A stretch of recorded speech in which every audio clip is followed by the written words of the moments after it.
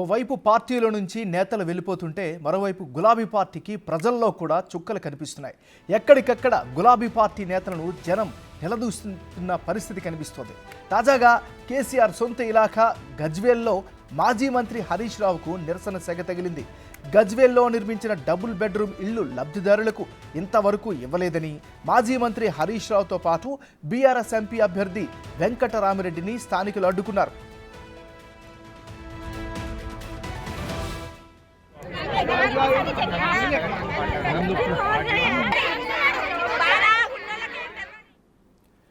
ఇదే అంశానికి సంబంధించి మరింత తాజా సమాచారాన్ని మా రిపోర్టర్ దుర్గారెడ్డి అందిస్తారు. దుర్గారెడ్డి, చెప్పండి, మీ దగ్గర ఉన్న అప్డేట్స్ ఏంటి? స్థానికుల ఆవేదన ఏంటి? నాగరాజు, సిద్దిపేట జిల్లా గజ్వేల్ నియోజకవర్గం కేసీఆర్ డబుల్ బెడ్రూమ్ 1200 రాష్ట్ర ముఖ్యమంత్రి మాజీ ముఖ్యమంత్రి 10 ఏళ్ల కాలంలో గజ్వేల్ నియోజకవర్గం గజ్వేల్ పట్టణ కేంద్రంలో ఒక 1200 డబుల్ బెడ్రూమ్లు కట్టారు. అందులో 3600 దరఖాస్తులు వచ్చాయి. ఆ దరఖాస్తులు వచ్చిన తర్వాత 1200 మందిని లాటరీ ద్వారా ఎంపిక చేశారు 2 సంవత్సరాల క్రితం. 2 సంవత్సరాల నుంచి కూడా ఆ పేదలకు అందించలేకపోవడము, ఆ తర్వాత ఎలక్షన్ రావడము, ఆ తర్వాత అందిస్తామని చెప్పడము, గతంలోనే ధర్నాలు, రాస్తారోకులు, కొందరు మహిళలు పేదలకు కూడా కిరోసిన్ పోసుకొని ఆత్మహత్య ప్రయత్నం చేశారు.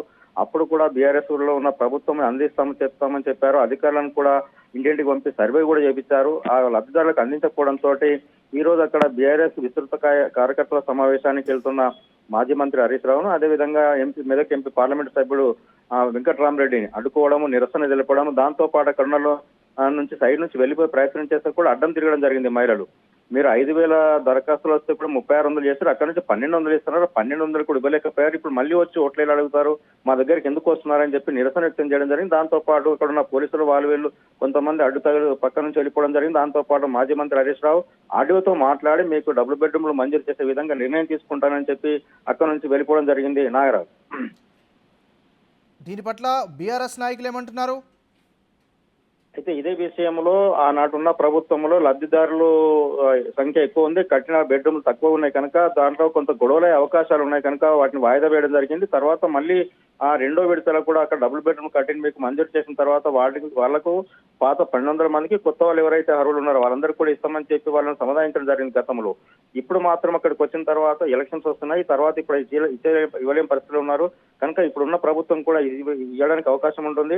మిగతా వాటికి కూడా మంజూరు ఎక్కడైతే స్థలాలకు సేకరించడమో అక్కడ కూడా డబుల్ బెడ్రూమ్ కట్టించే విధంగా పార్లమెంట్ ఎన్నికలు అయిపోయిన తర్వాత ఒక నిర్ణయం తీసుకుంటామని చెప్పి వాళ్ళకు సమాధానించే ప్రయత్నం చేసినా వాళ్ళు పేదలు అధికారులు మాత్రం వినలేని పరిస్థితి కనిపించింది. అక్కడ నుంచి వాళ్ళు సమావేశానికి వెళ్ళిపోవడం తప్ప అక్కడ నిలబడి మాట్లాడే పరిస్థితి కనిపించలేదు. దాంతో పాటు బీఆర్ఎస్ శ్రేణులు కూడా ఓటు పరిస్థితి, ఓట్లు ఇక్కడికి వచ్చిన నిరసన తెలిపి ఓటర్లు ఎవరైతే ఉన్నారో వాళ్ళని కొంత సమాధానించే ప్రయత్నం చేశారు తప్ప మీకు డబుల్ బెడ్రూమ్ ఇవ్వలేకపోయామని చెప్పి వాళ్ళు నిరసన ఆవేదన వ్యక్తం చేస్తుంటే పక్క నుంచి వెళ్ళిపోయే పరిస్థితి కనిపించింది. నాగరాజు, మనకు రైట్, థ్యాంక్ యూ దుర్గారెడ్డి.